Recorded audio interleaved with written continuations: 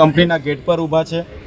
આ કંપનીના જે સ્થાનિક રોજમદારો છે, વર્કરો છે, છેલ્લા 2011થી ઘણા અહીંયા એમ્પ્લોય તરીકે કામ કરે છે, છતાં એમને આજ દિન સુધી પરમિટન્ટ કરવામાં નથી આવ્યા। આજ દિન સુધી 10-12 વર્ષ પછી પણ એમને કોન્ટ્રાક્ટ પર જ કામ કરાવવામાં આવે છે। સાથે 240 દિવસ પણ પૂરા કરવા દેવામાં નથી આવતા।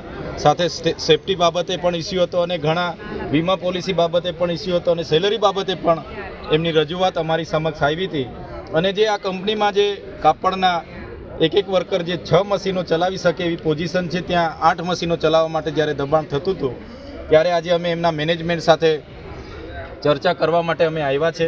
અને જે વર્કરોને અહીંથી કાઢી મૂકવામાં આવ્યા હતા એ વર્કરોને ફરી લેવડાવવા માટેની વાત અમે કરી છે, ત્યારે એમને લેવાની વાત કરી છે। સાથે સાથે આવનારા દિવસોમાં એક વર્કરોને પરમિટન્ટ કરવા માટે અને એમને યોગ્ય સેલેરી પણ મળે, સાથે સેફટીના સાધનો પણ મળે એ બાબતની અમે એકદમ રજૂઆત એમને સ્પષ્ટ શબ્દમાં કીધું છે।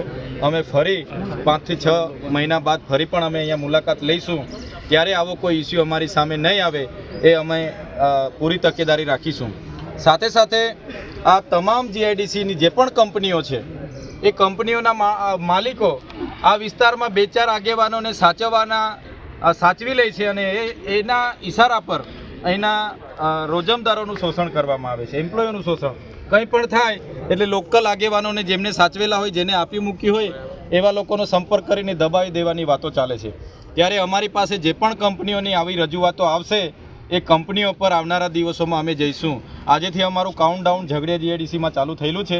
આવનારા દિવસોમાં આપણા માધ્યમથી પણ બધાને કહીએ છીએ અમે, જે પણ લોકો સાથે કોઈ પણ કંપનીના માલિકો શોષણ કરતા હોય, જેમને પણ ન્યાય નહીં મળતો હોય, 12 કલાક કામ કરાવીને દાળિયા મજૂરની જેમ કામ કરાવતા હોય, ગુજરાત સરકારના શ્રમ નિયામકના જે પરિપત્રનું ઉલ્લંઘન થતું હોય, તો એવા લોકો અમને મળે અને અમે ચોક્કસ એ કંપની પર અમે રૂબરૂ આવીશું, ગ્રાઉન્ડ પર આવીશું અને એમના મેનેજમેન્ટ સાથે વાત કરીને એ રોજમદારોને કાયમી પરમિટન્ટ કરે, એમને યોગ્ય સેલેરી મળે અને એમની સ્કિલ વધે અને આવનારા દિવસોમાં એને કંઈ પણ થાય એની જવાબદારી કંપની સાથે રહે એવા પ્રયાસો આવનાર ભવિષ્યમાં અમે કરીશું।